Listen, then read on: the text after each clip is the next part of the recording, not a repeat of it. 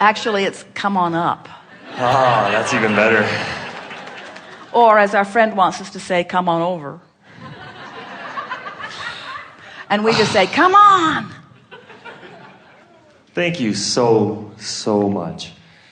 I can't even begin. We've talked about words today. It's impossible to describe. The words aren't necessary. We get yes, it. I know And like what we get. Yeah. So I've been. So what's the value of a word? The value of the word is that you can push that part of it.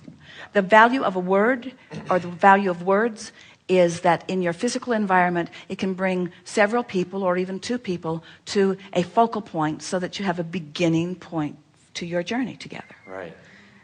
But, and then allow the emotions to take over. So it's focal points, but there's so much more. You communicate much more through your emotions than you do through your words. But it does give us, it's nice that we have some words so that we can sort of get on the same page, as people say, and then off we go. Right. Yes. Good. All right, so we're on the same page here. I'm feeling you. So over the last few years since I learned about you, and I've felt like I'm on this journey where at the beginning it was so magnificent just to understand the concepts that you're teaching, and then because I was moving through stronger vibrations, and so the visceral feeling was more dramatic to me. Absolutely. That's the whoosh. Sort of exactly. Yeah.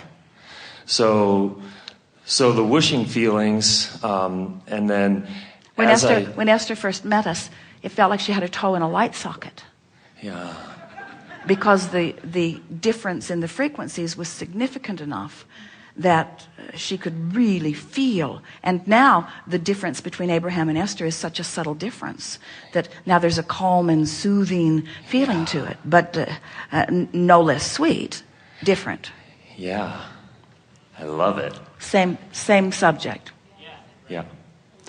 So in this journey, I feel like for a long time it was kind of an uphill, sort of trudging uphill to get to the feeling place that I wanted to be, because I was not in practice. I wasn't in bulkier vibration, yes. Right. So I feel like for a long time I was carrying this weight to get there, but once I got there, it felt so amazing, and it didn't last very long. And so as you tell the story and you talk about it, you activate the struggle, and then you activate the getting there, and then you activate the struggle, and then you activate the getting there. Yep. So you can stop telling that story anytime you want. Right. Well, I'm telling the story because of my point at the end, which is that now I feel like in the last few months I've reached a tipping point where now I feel like it's easy and it flows so much easier. It's so easy for me to get in the vortex, and I have this momentum now, and I feel Precisely. like I'm on the other side. So let's talk about that in terms of vibration. So if who I really am is calling me, and I've been practicing the lighter, less resistant frequencies, then doesn't it just make sense that now I'm more easily called in because my habit of resistance is so much less? Absolutely. Yes. And so as a result, all these amazing manifestations are happening. I feel like my life is in this wonderful place, and I love getting up every day. I'm excited because when it. you hang around in the vortex, the first manifestation that occurs because of your entry into the vortex is an emotional one. Yes. But as you get hooked on that delicious emotion of being in the vortex, so you sort of demand it of yourself by focusing your thoughts more deliberately. Now the vortex reveals to you more and more significant rendezvous that are of a manifestational nature also. Yeah. Yeah. I love it. And so now when I'm really in the vortex, I feel that feeling of invincibility that I've heard you talk about. Power. That power, that being truly authentic, all of those things. And now I want to know, how do I take it to the next level? Like by making peace with this level. Okay, I feel like I do that. No, not just now. Not just now. In other words, anytime you're saying, I want to take it to the next level, you are not happy with this level. So you go general. You acknowledge that there's always another level. You acknowledge that you don't know when you'll get there or how it will show up, but you acknowledge that it will be there. You appreciate with everything you are right where you stand. You release all resistance about where you are, and you allow the next level to reveal itself to you. You see, that's what trips you up. When you demand of yourself that you see the next level so that you can just go there, you mess everything up vibrationally. But when you accept that where you are is perfect, but you acknowledge generally that there is another level and you know that it's coming, now you just go, and it's just sweet, sweet, sweet, sweet, sweet. And people who are watching you don't understand your magic because you're not breaking a sweat. Yeah. Yes. So I would like to add some intentionality to that, some focus to that. Of course you would. Yeah. So because of my dissatisfaction with where I stand. No, I love where I am. I love where I am. We think that you love where you are. We just don't think that you love where you are. Oh, are you serious? I love where I am. But how can you love where you are with a feeling of urgency of wanting to move on? Well, okay, so maybe that's a clarification because I don't really feel urgent about it. All right, then use softer words. Okay. I don't feel urgent about it. I really do. I love where I am. You started out telling us about the struggle and how much better it got, and then so convince us. Do a really good job here of making peace with where you are. Okay. And we suggest that you go general to do it. I'm invincible. I can do anything. I'm unlimited. All things are possible. I love the journey. I love who I am. I love where I've been. I love where I am. I love where I'm going. I love how it plays out. I love the surprises. I love the adventure. I love the feeling of it. I love waking up. I love being alive. I love having fun. I love this life. I love this world. I love my government. I love the people of the world. I love the religions of the world. I love what's going on. I love my body. I love where I am. I'm so in the right place.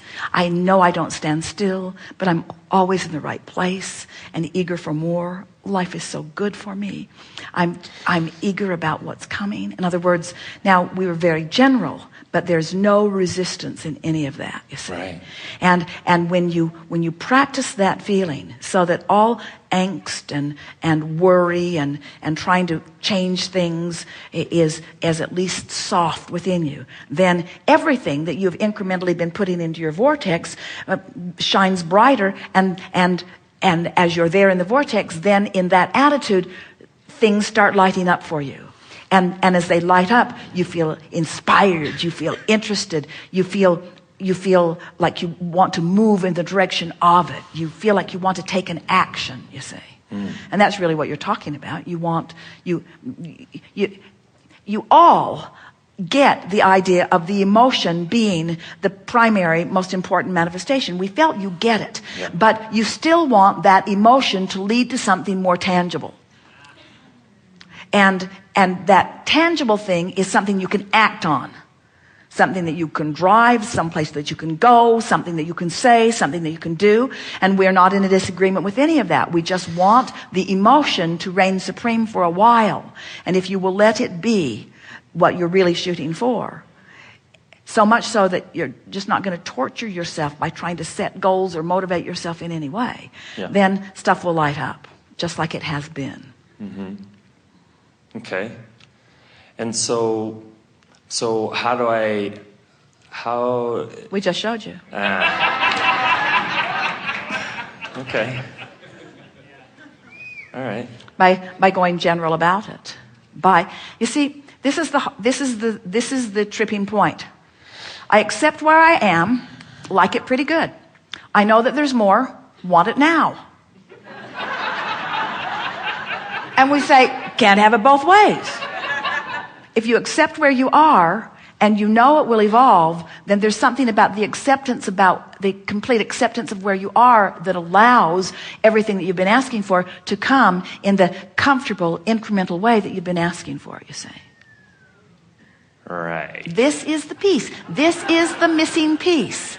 This is the piece that you're hearing. Conceptually, it makes sense. You just got to practice it.